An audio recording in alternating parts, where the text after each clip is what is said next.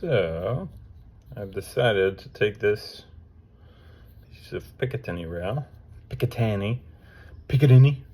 Also, if you didn't know, I'm from Southern California. Oh, California. Whatever. I was in the Army for over a decade. Well, a decade. And I just happened to move back to California.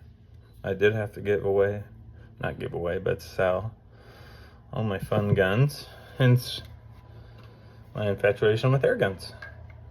So, it is what it is. Alright, let's see if I can get this son of a bitch to thread. Beep beep beep beep beep beep beep beep beep beep beep beep beep beep. Bluey.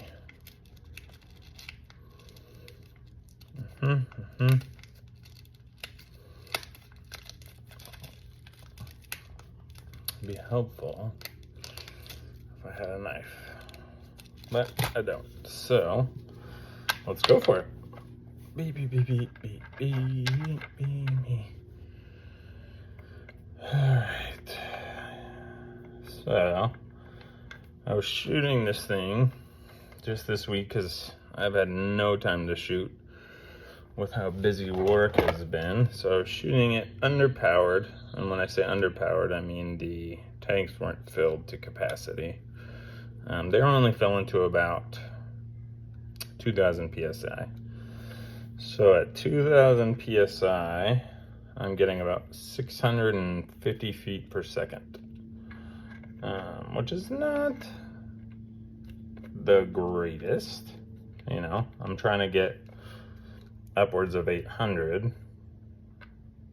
So I need to go get my scuba tank filled. There we go. Looks like I am going to be able to get a bipod on here. I need to get my scuba tank filled this week, and then I'm hoping to have a couple days off so that I can really max this thing out. Okay, there we go. Check it out. This is only my third or fourth time actually threading anything. To be honest, the first time I've ever threaded anything was on this. So if you're second guessing yourself, it's doable. You can definitely do it. It's not hard. I bought this little set here on Amazon for about $9. And this is a 1/8 drill bit for this 832 thread kit.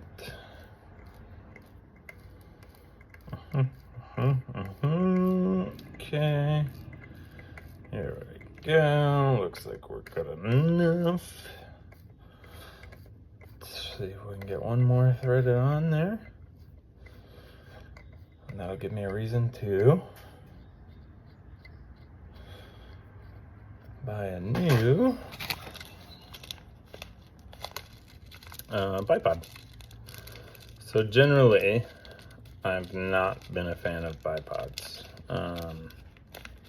I was in the military for a long time, like I said earlier.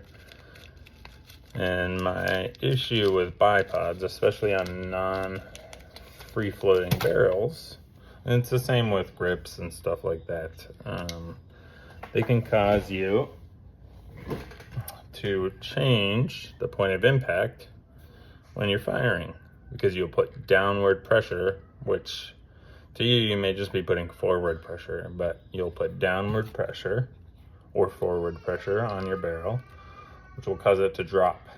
So you'll be thinking, okay, I'm gonna speak in terms of rifles, not air rifles. You'll be thinking, okay, I'm gonna take a shot at 750 yards. We'll say 1,000 yards, just to be easy. And at 1,000 yards, a 7.62 normally has like 12.5 inches of drop, if I remember correctly. Please correct me if I'm wrong.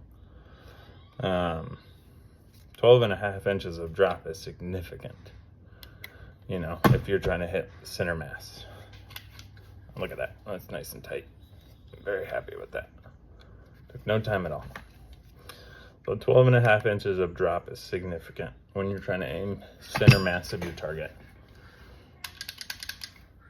Now, say I were to pull a bipod here, and it only drops the barrel a 1/16 of an inch.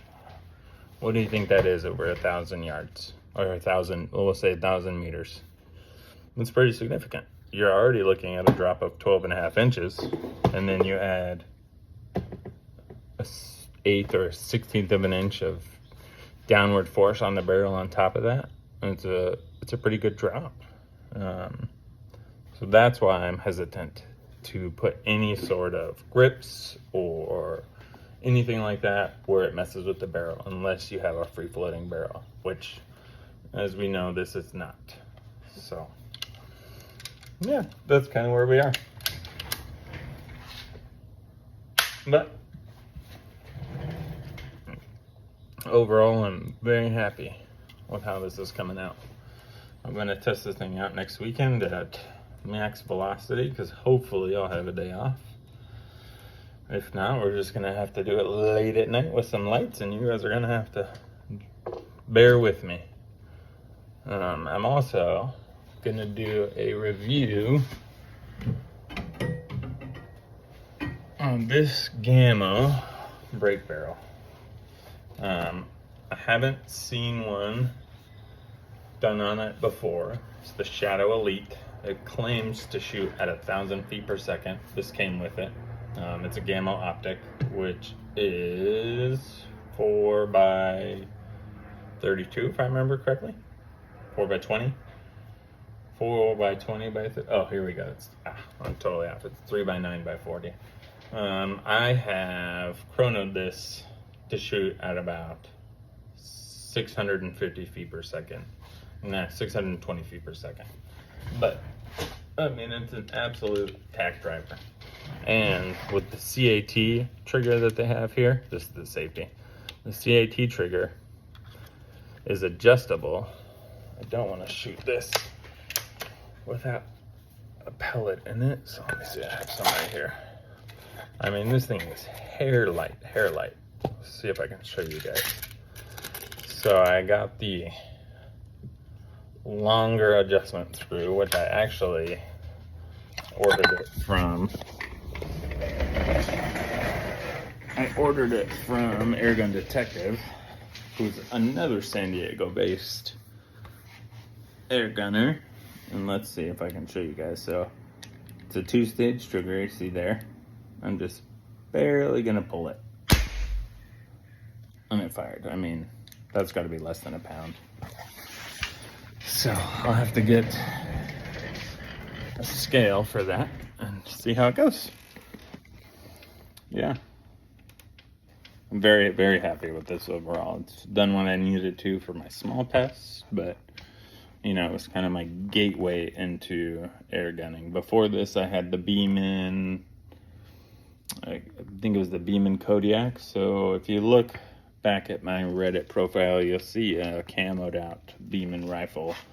That came with 2 barrels, 177 and a .22 barrel. I chose to stick with the .22 barrel on it because the only 2 other air guns I have are 22 caliber.